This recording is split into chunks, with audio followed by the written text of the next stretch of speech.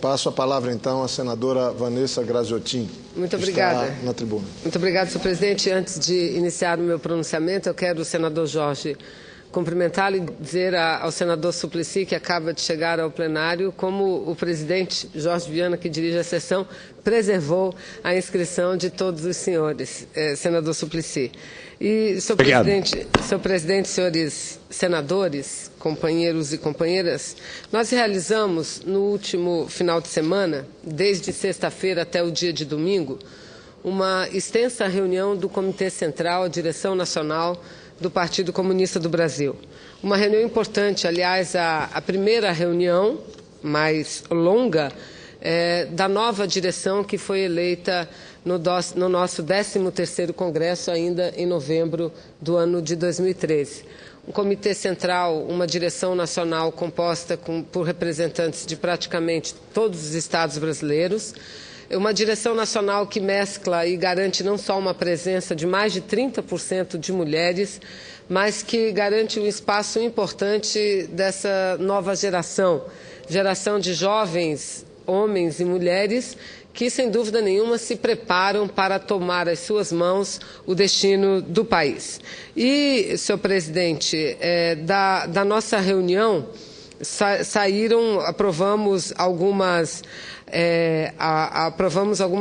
resoluções importantes. Eu trago ao conhecimento dessa casa e ao conhecimento do Brasil, mesmo porque estamos direto pela TV Senado, pela Rádio Senado, e que é um canal que cada vez mais um número significativo de telespectadores acompanham. Eu ouvi há pouco o pronunciamento da Ana Amélia dizendo que recebeu um recado de uma senhora lá de Pernambuco que falava da sua admiração em relação ao senador Humberto Costa, que é o líder do PT na casa e é o líder do nosso bloco, o Bloco de Apoio ao Governo.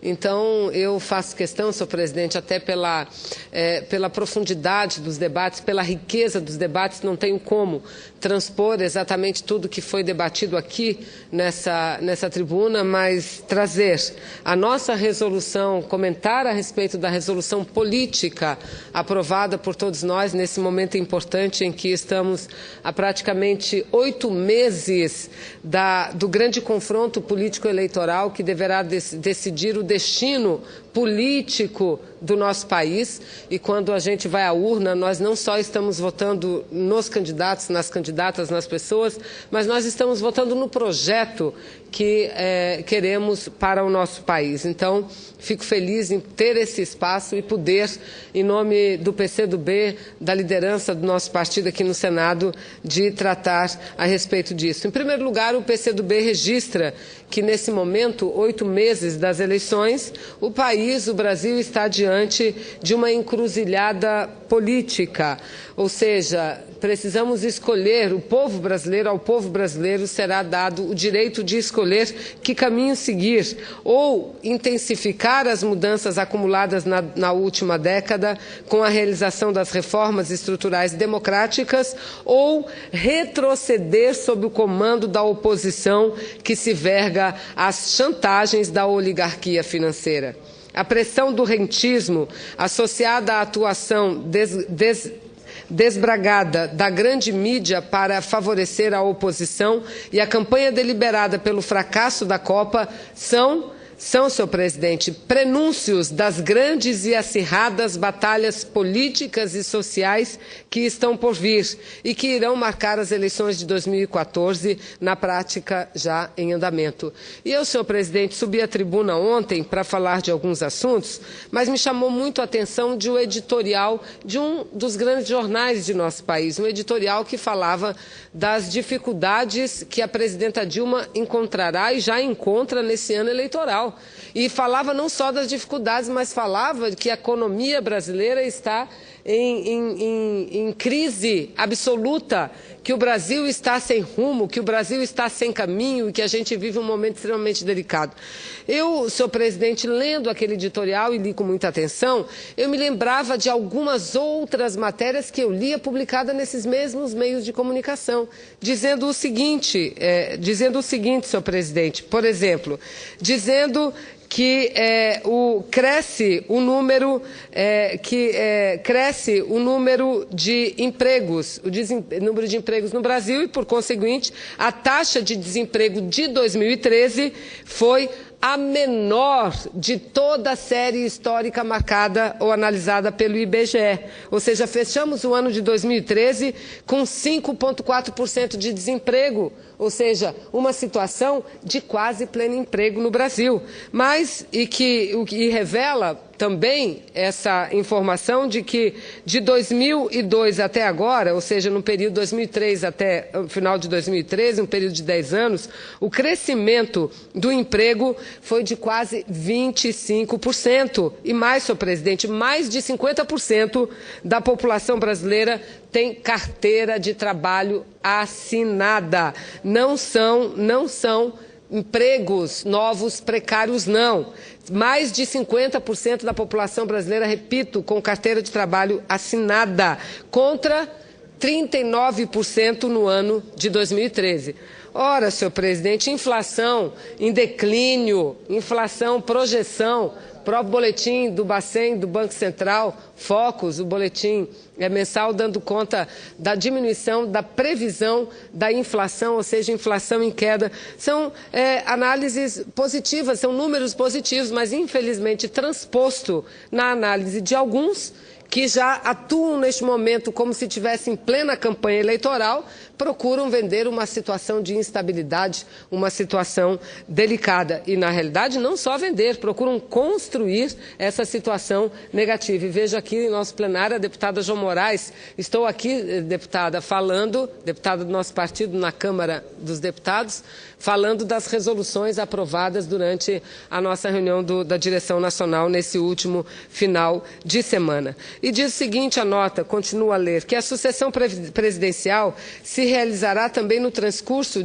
da emblemática marca dos 50 anos do golpe militar, cujo significado resgata o papel do campo democrático e progressista na defesa da democracia brasileira e, ao mesmo tempo, assinala a recorrente intervenção golpista das forças reacionárias para conter ou interromper os ciclos progressistas do país.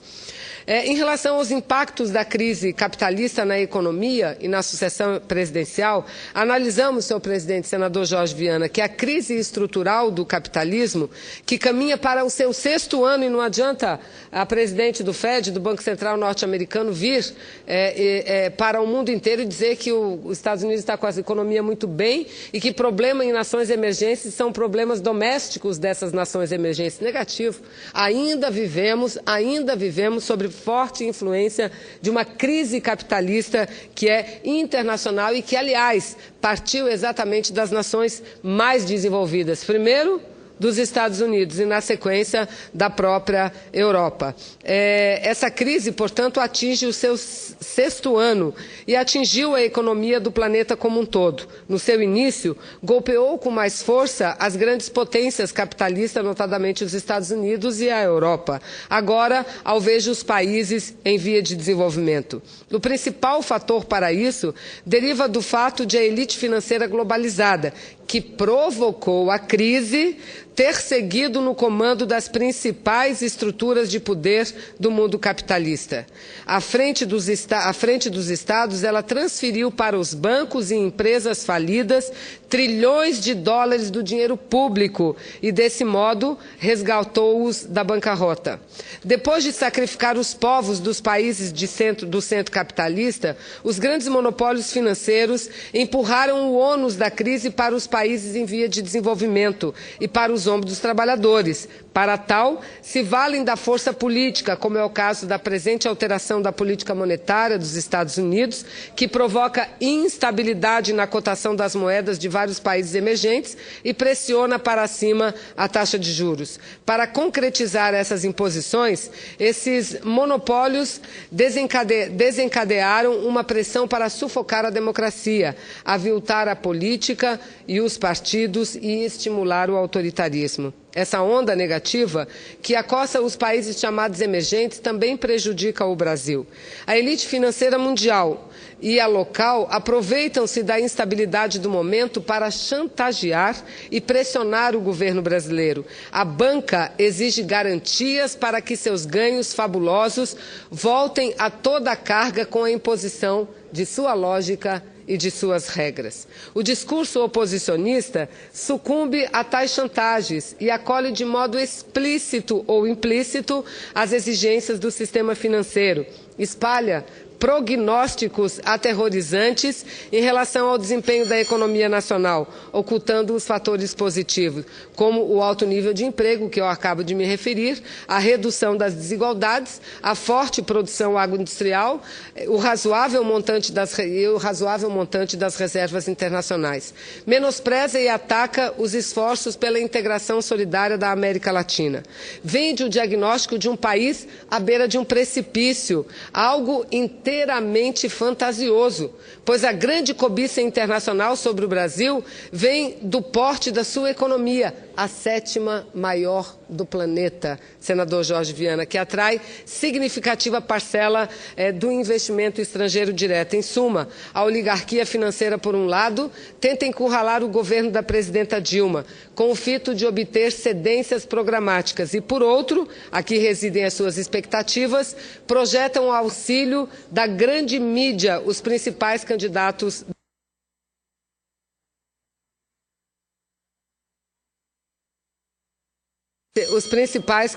da oposição. Essa oligarquia tudo fará para que o Brasil retorne ao passado e às orientações neoliberais da década de 90, com desregulamentação financeira, ditadura do mercado, dura austeridade fiscal, arroxo salarial e desemprego. Presidente, eu peço de Vossa Excelência um minuto para que eu possa concluir. Vossa Excelência já me dá, quem eu agradeço, e não vou continuar lendo a nota. Virei novamente a esta tribuna, senhor presidente, para daqui explicitar que propostas nós do PCdoB estamos apresentando para o Brasil. O que nós achamos que deva ser prioridade à presidenta Dilma. Mas eu aqui quero dizer que li um artigo de um grande economista brasileiro, ex-deputado, dizendo que o Brasil não pode retroceder quando fala em discutir preços de hotelaria, de passagens aéreas, preços por conta da Copa, preços que estão se encarecendo. Eu pergunto ao senhor economista que diz que o mercado é o patrão de tudo e de todos, que o mercado deve se autorregular, se é justo, se é correto, para com o povo, para com o Brasil, porque quanto mais caros os custos, provavelmente menos turistas teremos no Brasil. E por que um hotel hoje, se nós formos contratar uma diária, senador, nós pagaríamos uma diária de hotel de 3 estrelas, de 200 e 250 reais. E na véspera da Copa, esse mesmo hotel, no mesmo apartamento, vai cobrar R$1.000 uma diária. Onde está a lógica? E o que explica a lógica ao mercado? O faturamento, não só o faturamento, o lucro, senhor presidente, o Brasil tem razão. Tem razão em não permitir que as companhias aéreas elevem de forma artificial as passagens. De maneira nenhuma podemos fazer isso, porque quando assim se faz, prejudicamos não apenas o Brasil perante os olhos dos turistas e do mundo, mas prejudicamos o Brasil.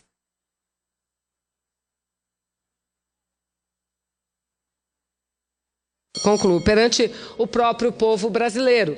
Então, nós precisamos rever tudo o que vem acontecendo e a população precisa participar de uma forma mais ativa. Nós comemoramos muito as manifestações populares, essas grandes mobilizações, mas essas mobilizações populares, essas manifestações têm que se politizar, têm que entender o que acontece no Brasil, por que tudo é tão caro e fica cada vez mais caro.